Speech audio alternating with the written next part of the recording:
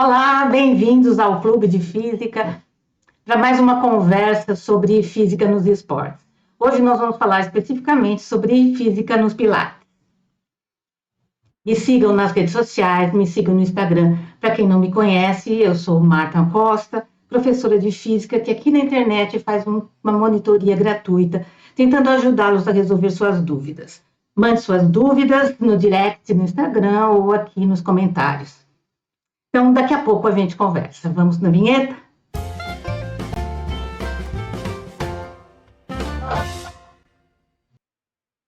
Então, antes de tudo, eu gostaria que vocês dessem uma olhadinha nesse vídeo aqui, que mostra uma aula de Pilates feita por uma aluna no Estúdio Ativa, a Vivian. Vejam como ela estica as molas em diferentes exercícios, usa molas isoladamente e usa as molas associadas, ó, molas juntas. E será que a força que nós fazemos nas molas isoladas é a mesma que precisaríamos fazer nas molas unidas ou associadas? A pergunta que a gente também faria seria: será que a força que a gente faz para distender uma mola é constante em todo o exercício? Vocês sabiam que a força que precisa para distender uma mola, ela não é constante o tempo todo? Ela depende da deformação. E é isso que nós vamos ver agora. Nós vamos entender como que funciona essa relação entre a força e a deformação. Então, vamos falar um pouquinho sobre essa relação entre força e deformação, que a gente chama de lei de Hooke. Lei de Hooke. Que não é o verde. Então, vamos lá. As molas, elas têm, quando elas estão relaxadas, um comprimento, que a gente chama de comprimento inicial. Então, este comprimento inicial, nós podemos dar o nome de LI, L de comprimento, I de inicial. Assim que nós aplicamos uma força na mola, aparece uma força de restituição, uma força restauradora, que nós chamamos de força elástica, que é a força que a mola vai exercer aqui no pé para tentar voltar ao seu comprimento original, para voltar ao seu ponto de relaxamento. Essa força restauradora nós podemos chamar de força elástica.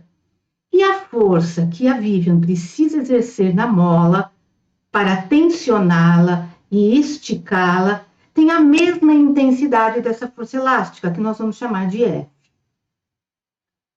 Certo? Então, vamos ver aqui como funciona essa força elástica numa mola já deformada. Então, a mola, depois que ela está esticada, ela tem um comprimento final.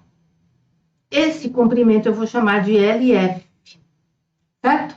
Comprimento depois da deformação.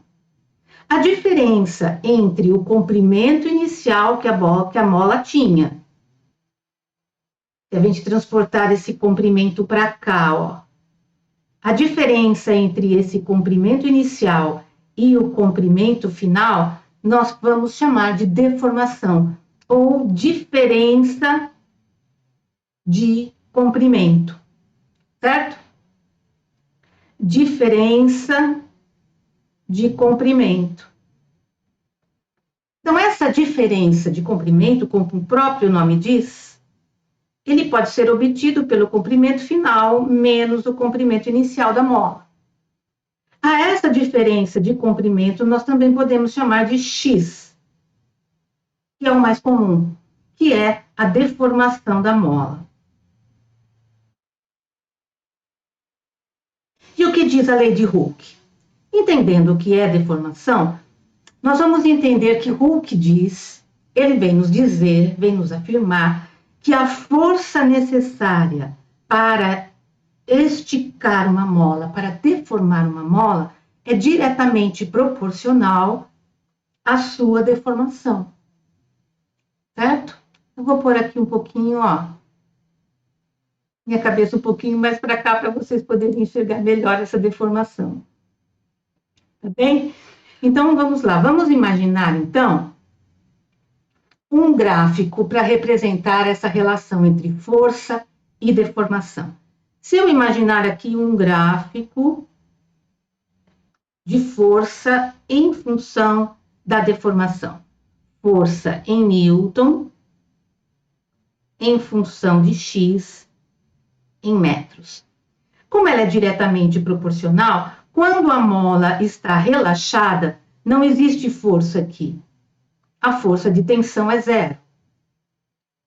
Quando a mola está esticada com uma certa deformação X, ela está sujeita a uma força de deformação. Certo? Então, vamos desenhar isso daí. Para uma determinada mola, não tendo força, não tem deformação. O gráfico que representa essa mola começa no zero. E é uma reta que representa essa relação direta entre força e deformação. Então, vamos pensar aqui, ó, numa certa deformação x1. Será necessário exercer uma força F1. Se a deformação aumenta, por exemplo, para x2, a força necessária para causar essa deformação será maior, será F2.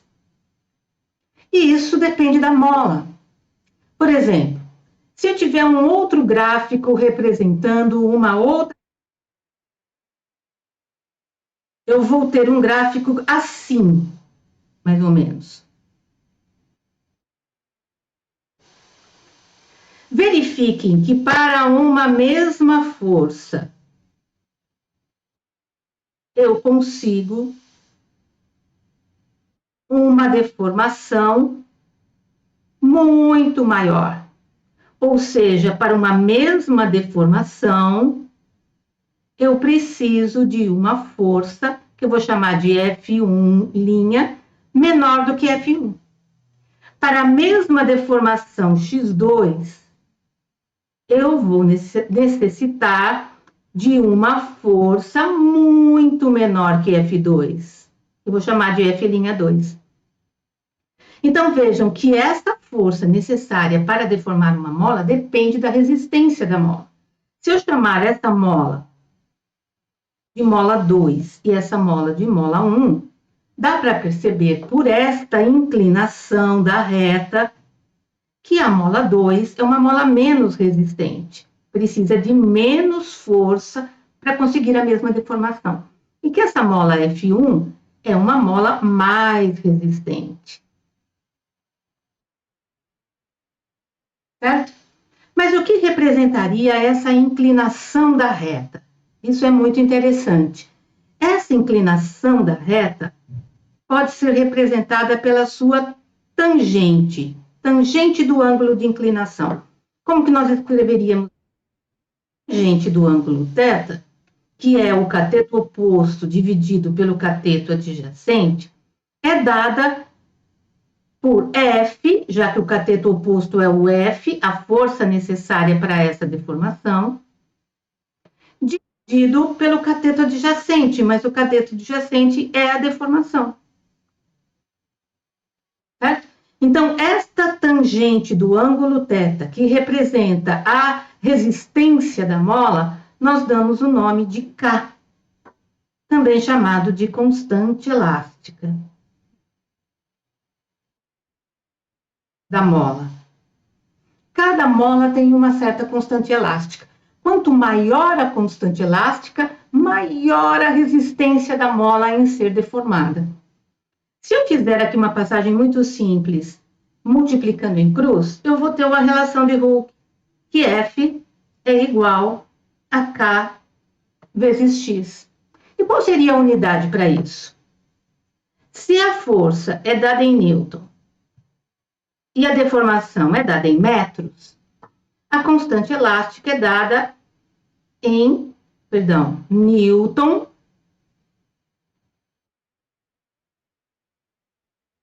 Newton por metro.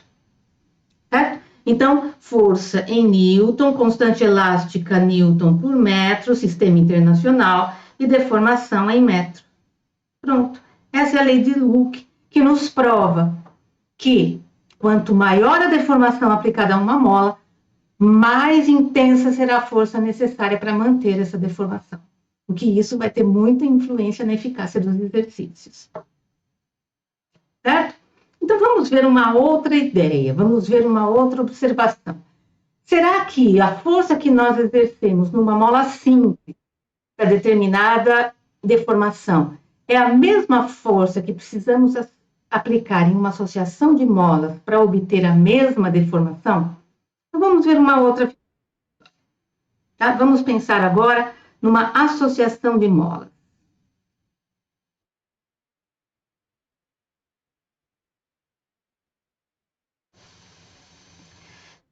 Associação de molas,